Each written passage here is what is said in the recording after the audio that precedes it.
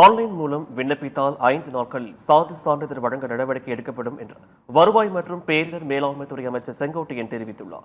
சென்னையில் தமிழ்நாடு மாநில பேரிடர் மேலாண்மை ஆணையத்தில் வருவாய் மற்றும் பேரிடர் மேலாண்மை துறை அமைச்சர் செங்கோட்டையன் பருவமழை முன்னெச்சரிக்கை நடவடிக்கை குறித்து அதிகாரிகளுடன் ஆய்வு மேற்கொண்டார். பின்னர் செய்தியாளர்களிடம் பேசிய அவர் தென்மேற்கு பருவமழை தொடங்கியுள்ள நிலையில் பேரிடர்களை எதிர்கொள்ள தயாராக இருப்பதாக தெரிவித்தார்.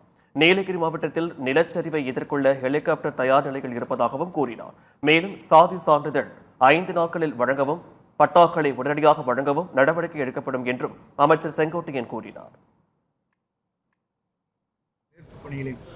படைகளை பொறுத்தவரையில் கோவையிலும் தயாராக இருக்கிறார்கள், நீலகிரியிலும் தயாராக இருக்கிறார்கள். நீலகிரியில் நிலச்சரிவு ஏற்படும் பட்சத்தில் ஏற்பட விடமாட்டோம். அப்படி வருகிற போது அதற்கான பாதுகாப்பிற்காக ஹெலிகாப்டர் தயார் நிலையில் இருக்கிறது. வாரிசு சான்றிதழாக இருந்தாலும் சரி, கம்யூனிட்டி சர்டிஃபிகேட்டாக இருந்தாலும் சரி, பட்டாவாக இருந்தாலும் சரி, பட்டா மாற்றங்கள் இருந்தாலும் சரி, எளிமைப்படுத்துவதற்காகத்தான் இந்த கூட்டம் கூட்டப்பட்டிருக்கிறது.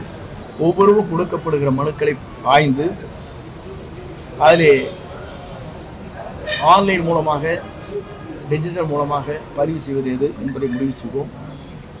என்னென்ன மனுக்கள் ஏற்றுக்கொள்ள இயலாது, அதற்கு என்ன காரணம் என்பதை 15 நாட்களுக்கு அந்த மனு கொடுக்கப்பட்டவர்களுக்கு கடிதங்கள் வரும்.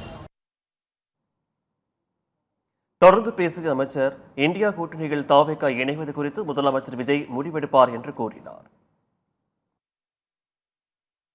திராவிட முன்னேற்ற கழகம் வெளியேறி இருக்கிறது. எங்கள் கொள்கை முடிவுகள் என்ன என்பதை முதல்வர் தெரிவிப்பார்.